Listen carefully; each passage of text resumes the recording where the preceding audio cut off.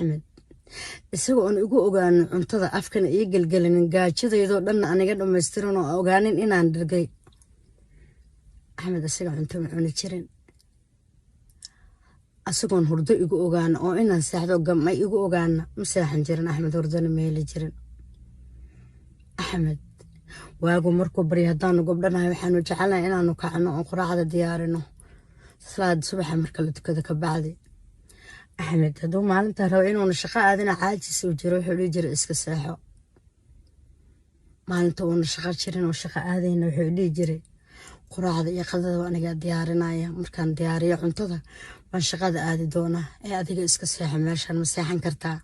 مركان أنا سكت يدقري مركو جما إنا كلونتو ونشقة إذا قبض إلا هوين بعنا شقة قرقودن أنا قاعد إسكله حبقة من أيودي جري لا ما بعنا markaan soo kaco baan wada qabanayna inta ka horeysa hadii aad kacdid oo iga tagtid hurdo ma helaaye ha iga tagin si aan hurdo u helo laakiin inta adigu ii dhowdahay oo hoosta iga jirtay waan helaya hurdadaan rabo Axmed dhigi jiray soo Axmed hurdadiisa uga beerdarana ana amarkiisana u shin jiray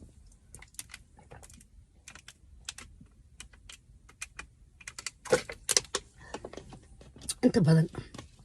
naagay nimankaas qaba waxa laga yaabaa ayagoo isjecel inay kala fogaadaan oo laba meel kala saxdaan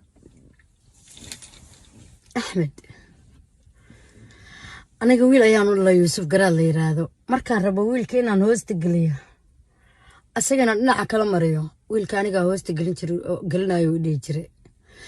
aniga adiga dhabarkaaga ama waa inaad igu lamaanaysaa ama waa inaad aniga xabadka igelisaa si aan hurdo u helo Axmed wuxuu ahaa nin aad iigu dabacsan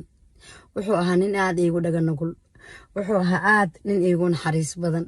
wuxuu ahaa nin aad iigu tura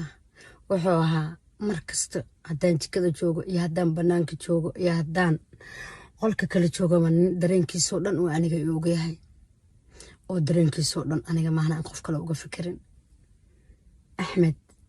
wuxuu ii sheegi jiray naflaha adduunka gabadha ugu quruxda badan ugu qiimo badanna inaan ahay wuxuu ii sheegi jiray inuu ilaahay wax dhibay tusi doonin